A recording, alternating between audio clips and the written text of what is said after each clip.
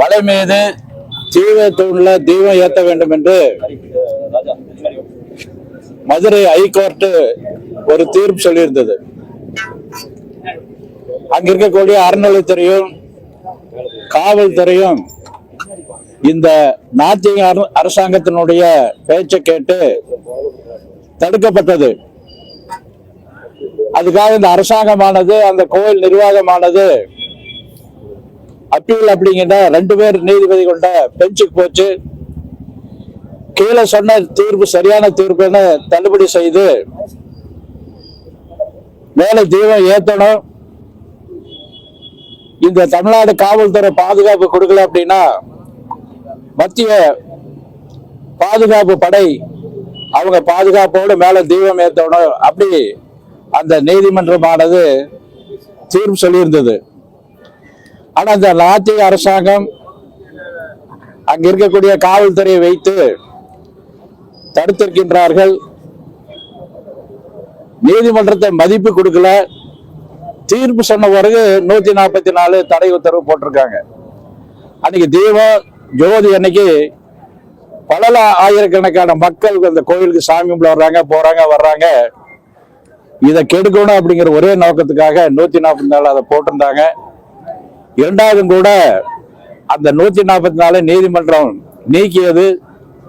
இருந்தாலும் கூட நீதிமன்றத்துக்கு ஒரு மதிப்பு இவங்க கொடுக்கல. ஒண்ணு. ரெண்டாவது இவங்க சொல்றது சிக்கந்தர் மலைன்னு சொல்றாங்க. அந்த சிக்கந்தர்னுடைய தர்கா இருக்குன்னு சொல்லக்கூடிய இடம் அது ஒரு கண்காணிப்பு கேமரா, கண்காணிப்பினுடைய டவர் அப்படித்தான் இருந்தது. சிக்கந்தர்னுடைய புதைக்கப்பட்ட இடம் கோரிப்பாளையத்தில் இருக்குது. அது ஒரு டவராக கண்காணிப்பதற்காக போர்க்காலங்கள்ல அது மேல இருந்து கண்காணிக்கான டவர். அது தர்கா இல்ல. ஒண்ணு. அப்படியே இப்ப தீபத்தூண் சொல்லக்கூடிய இடம் 15 மீட்டர் தள்ளி இருக்குது அந்த தீபத்தூண். இப்ப என்ன சொல்றாங்க சில அரசியல் கட்சிகள், நம்ம கனிமொழி, அங்க ஒரு எம்பி ஒருத்தர் இருக்கார் நக்சலைட் சு வெங்கடேசன், அவர் அதெல்லாம் அளவுக்காக போட்ட அளவு தூண் அப்படி சொல்றாங்க. இவங்க அதெல்லாம் போய் பார்க்கல. அந்த கல் அந்த தீபத்தூணுல தீபத்தூணுன்னு எழுதி இருக்குது. அது எழுத்தால் பொறிக்கப்பட்டு இருக்கின்றது. 1860 அந்த வாக்குல அங்க தீபத்தூண் ஏற்றி இருக்காங்க. தீபம் ஏற்றிட்டு இருந்திருக்குது. அதுக்கு பின்னாடி 1920 ஒரு வழக்கு வந்திருக்குது. முஸ்லிம்களுக்கும் இந்துக்களுக்கும் வழக்கு வந்திருக்குது.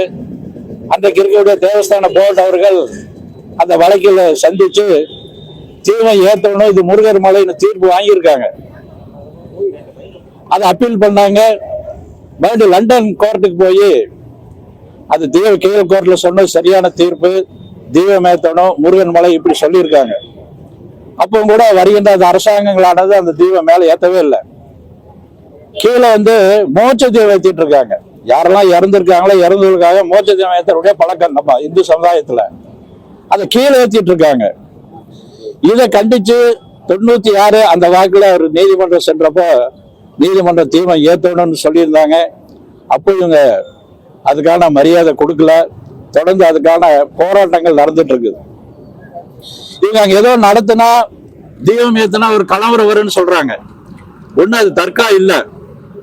ரெண்டாவது, தமிழ்நாட்டில் நிறைய இடங்கள்ல கோயிலுக்கு முன்னாடி பெரியார் சிலை வச்சிருக்காங்க. அப்ப அங்க கலவரம் வராதா? இந்துக்கள் கோபம் வராதா? இந்த அரசாங்கம் வேணுமே இந்துக்களுக்கு விரோதமா நடக்குது. அது ரொம்ப மோசமான அரசாங்கம். இந்த வெங்கடேசன் அவர்கள் ஏதோ கலவரம் தீபம் ஏத்தினா கலவரம்னு சொல்லியிருக்காரு.